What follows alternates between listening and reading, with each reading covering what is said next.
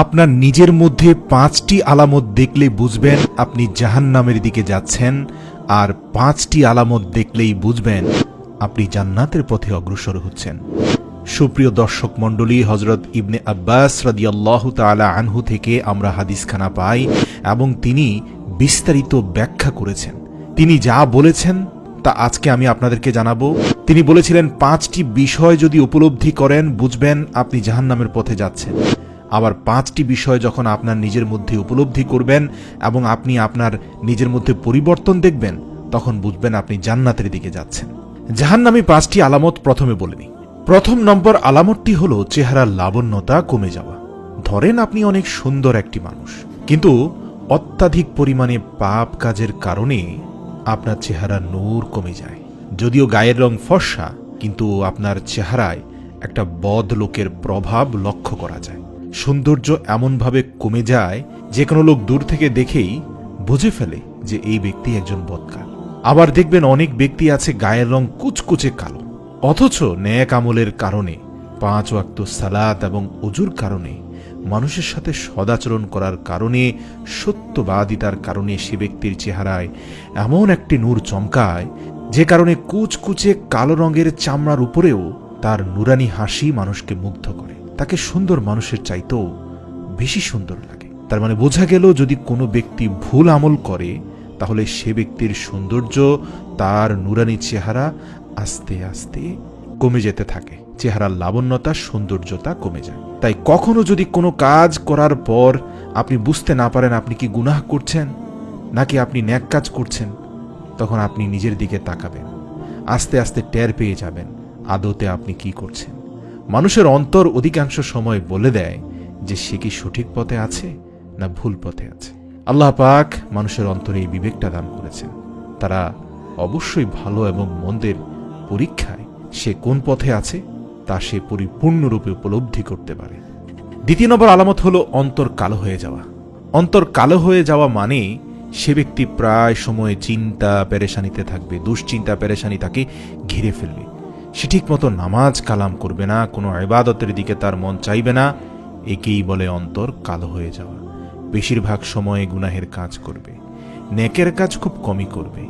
এটা হলো একজন বদকার লোকের দ্বিতীয় নম্বর আলামত, অথবা বলতে পারেন এটা একজন নেককার লোকের বদকারের দিকে যাওয়ার একটা আলামত। অর্থাৎ লোকটা ধীরে ধীরে তার আমলনামাকে ভালো থেকে মন্দের দিকে ডাইভার্ট করে ফেলছে। আর এই লক্ষণগুলোই বলছে যে লোকটা অধিক মাত্রায় সব বিষয় নিয়ে পেরেশানি আর দুশ্চিন্তার মধ্যে থাকবে। কারণ যার দিলে আল্লাহ পাকের নূর রয়েছে তাকে পেরেশানি কখনো কাবু করতে পারে না।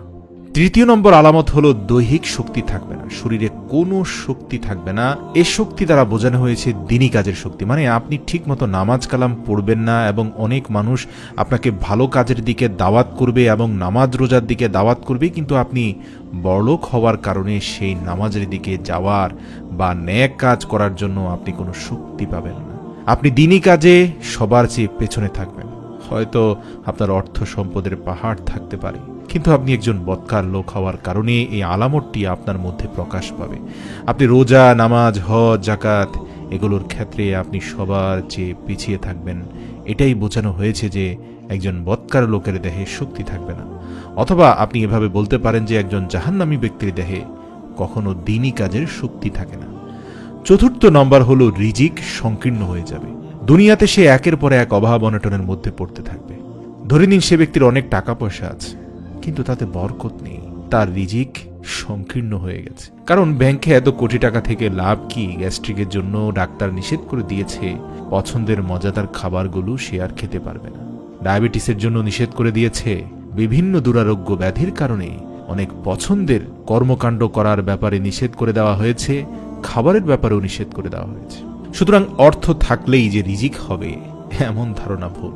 মনে রাখবেন, স্বল্প অর্থেও যারা পর্যাপ্ত পরিমাণ বরকত পেয়ে যান এটা তাদের ন্যাক পথে থাকার একটা লক্ষণ।